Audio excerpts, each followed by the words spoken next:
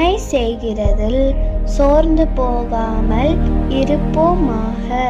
நாம் தளர்ந்து போகாதிருந்தால் ஏற்ற காலத்தில் அறுப்போம். கலாத்தியர் 6:9.